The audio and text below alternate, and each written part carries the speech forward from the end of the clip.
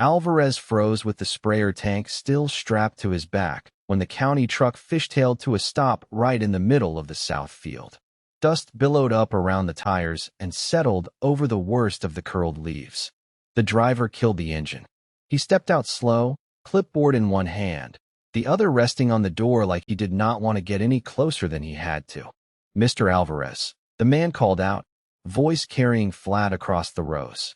"I'm Leland from the Co-op Extension office. We got a problem here."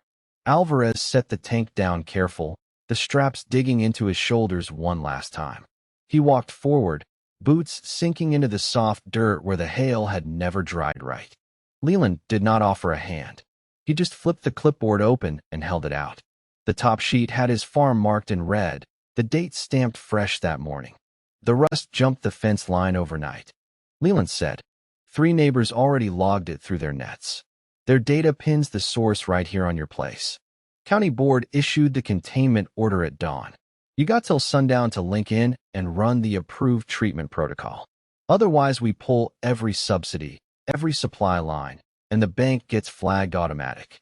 Alvarez stared at the paper, the words swimming a little in the early light. He had seen notices before, but nothing like this one. The bottom line spelled it clear. Non-compliant farms lose access to the shared irrigation grid. No water meant the rest of the crop would bake by the weekend. The concrete threat sat there in black ink.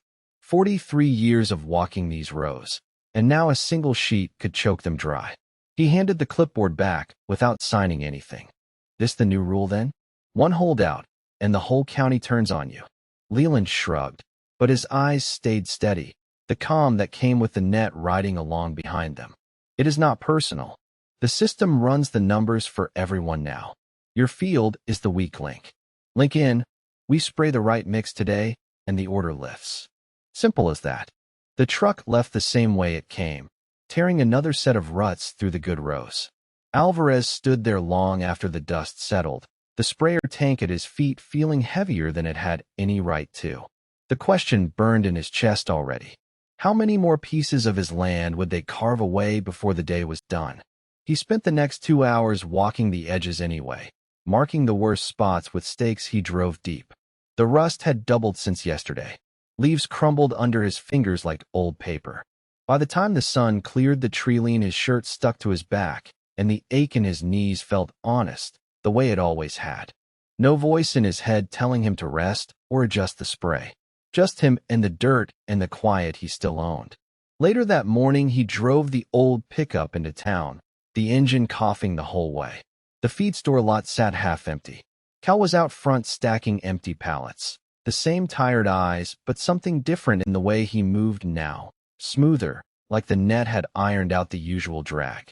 Alvarez climbed down and nodded toward the back lot, where the chemical drums usually Saturday. "Need the strong stuff.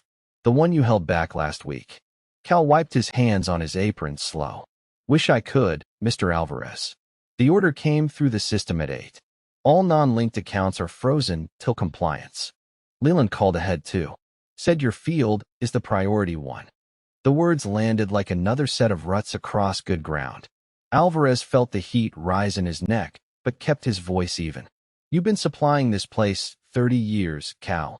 30 years without any voice telling you how to run your counter." Cal glanced away, toward the screen mounted inside the door. "It is not me deciding anymore. The net flags the risk. If I sell to you, my own priority drops. My kids got school bills. I cannot afford the hit." Alvarez turned without another word and climbed back in the truck. The drive home felt shorter this time, the road blurring past fields that looked too green, too perfect. He kept one hand on the wheel and the other clenched on his knee. The quiet in his skull stayed, but it felt thinner now, like the world outside was pressing in harder than before. Rhett was waiting in the yard when he pulled up, leaning against his own truck with his arms crossed. The neighbor did not smile. He just jerked his chin toward the south field where the stakes still stood like tiny flags of surrender. "Leland stopped at my place on the way out. Rhett said, told me the whole county is watching your numbers. My net is already showing lower yields next door because of the drift. It is recommending I put up a buffer strip if you do not link by tonight." Alvarez slammed the truck door harder than he meant to. So now it is your net telling you how to treat your neighbor? Rhett stepped closer, boots scuffing the gravel. His voice stayed low, reasonable, the way the linked ones always sounded lately. It is not telling. It is showing. The data does not lie, Alvarez. One uplink, and this all goes away. The rust, the order, the bank flag. You keep fighting, and the rest of us pay for it. The conversation stretched another 10 minutes, Rhett laying out the numbers the way Barrett had done before, but sharper this time. Alvarez listened, jaw tight, the sun beating down on both of them. He saw the shift clear now. The net was not just nudging anymore. It was turning the men he had known for decades into something that looked like them, but did not quite feel the same. By the time Rhett drove off, the question sat heavier. How long before the neighbors stopped talking and started acting on what the voices told them? The irreversible change came at 3 that afternoon. Alvarez was back in the field, trying to hand spray the worst patch one more time, when the well pump behind the barn cut out with a sudden clunk. The irrigation lines went silent. No hiss, no pressure. He jogged over, boots pounding, and found the main valve shut tight with a fresh padlock gleaming in the sun. A yellow tag hung from it. Official co-op seal. Water service suspended pending neural net compliance. Effective immediately. He yanked on the lock once, twice, the metal biting into his palm. It did not budge. The fields beyond the barn already looked duller, the leaves starting to droop in the heat. 43 years of walking this land, and now the ground itself was being turned against him, one shut-off valve at a time. No appeal. No delay. The water was gone, and it would not come back until he gave in. He stood there breathing hard, the sun pressing down, the quiet in his head louder than the crickets ever got. The cost sat plain. Without water, the rest of the crop would die in 3 days. The bank would move faster once the yield numbers dropped. Everything he had built would slide away unless he opened the door he swore he never would. The risky choice came fast after that. He did not call anyone. He did not wait for another truck to roll up. Alvarez walked straight to the old shed, pulled out the heavy bolt cutters he kept for fence repairs, and climbed into the pickup. The drive to the main co-op pump station took 20 minutes on the back roads. Dust trailed behind him like it always had. His hands stayed steady on the wheel, but his mind turned the same thought over and over. He was about to cross a line he could never uncross. The station sat behind a chain-link fence, the big pumps humming behind it. No guard, just the usual camera on the pole. Alvarez parked out of sight, grabbed the bolt cutters, and walked the fence line until he found the service gate. The lock gave way with one clean snap. He slipped inside, the metal clanging shut behind him. Inside the control shed, the panel glowed with the net interface, green lights blinking in perfect rhythm. He did not touch it. Instead, he found the manual override switch, the one they used before the voices took over. He threw it hard. The pumps groaned once, then kicked back to life with a deep rumble that carried across the fields. Water pressure surged back into his lines 2 miles away.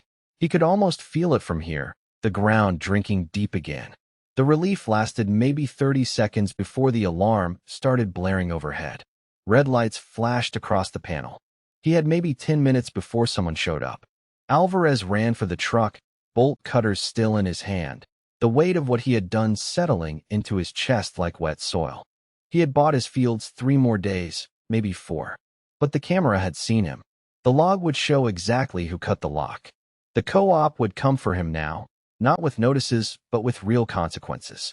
By the time he reached the yard, the sun was dropping low, painting the ruined rows that tired orange again. The irrigation lines hissed soft in the distance, the water doing its work. He stood on the porch steps, the bolt cutters leaning against the rail, and watched the fields pull in what they needed. The quiet in his head stayed, but it felt different now, sharper, like it knew the world outside had changed for good. The net had pushed him to this. He had pushed back the only way he still could. The question lingered as the crickets started up, the one he could not answer yet. How long before they came for the man who turned the water back on himself? And what would be left of his 43 years once they did?